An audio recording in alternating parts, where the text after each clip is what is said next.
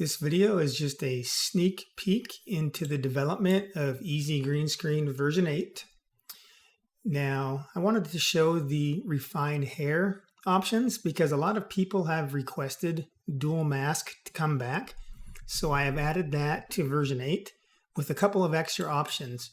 So in version 8, you've got the same auto refine hair that version 7 has. So you can use that exactly as you were in version 7. But there's also 3 dual mask options.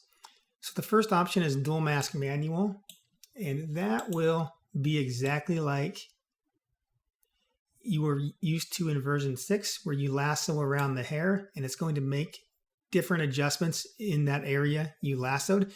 You've also got the radius adjustment if you're using the dual mask, whereas if you use the auto hair area, you don't have that. So you can a lot of times get more detail in the dual mask. So I'm just going to run that here.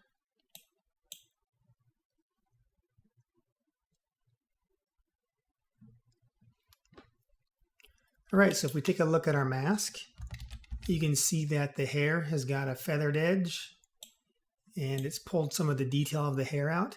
And then everywhere else in the edge is maintained a nice sharp edge, including this lacrosse stick and around the arms and around the clothing. That's all got a nice sharp edge to it. But there are a couple of other options you can do with the dual mask. There's an option for top half or top 3/4. And what this will do is it will automatically make the selection for you so you do not have to lasso. So you could batch that on your images. So what it will do for you if you select top half, for example, is it's going to automatically select the top half of your image. And that will apply the dual mask settings everywhere in this entire region. So in this case, the lacrosse stick and the arms and the shirt on the top half would also get those dual mask adjustments. So let me just turn the selection off here. And let's just run this to demonstrate. And you've also got the radius adjustment too if you're using the top half or the top 3/4.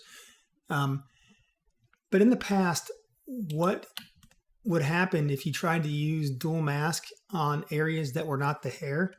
It could have a negative effect on your extraction edges.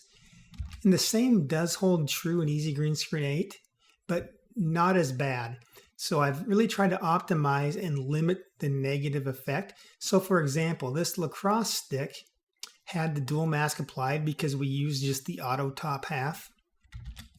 So you can see some of these areas, are partially transparent.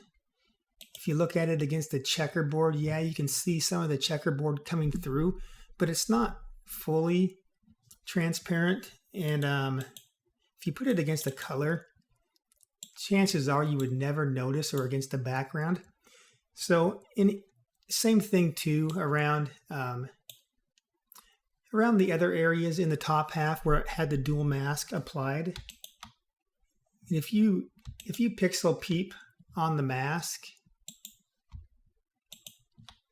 sure, you might be able to see a little bit of artifacting where that dual mask applied to those areas. But against a background, there's a good chance you'll never see that. So for that reason, I thought this was a good alternative for people who wanted to process faster and still be able to pull out some hair detail, knowing that if it's not perfect around the other areas, it's going to look just fine once you put it into a background anyway. And then the top 3/4 does the same thing, except for this will select the top 3/4 of your frame. And sometimes people, when they're shooting small children and they don't adjust their camera positioning, the small children's head will end up down near the center of the frame and their hair might extend below. So in that case, you would use 3/4.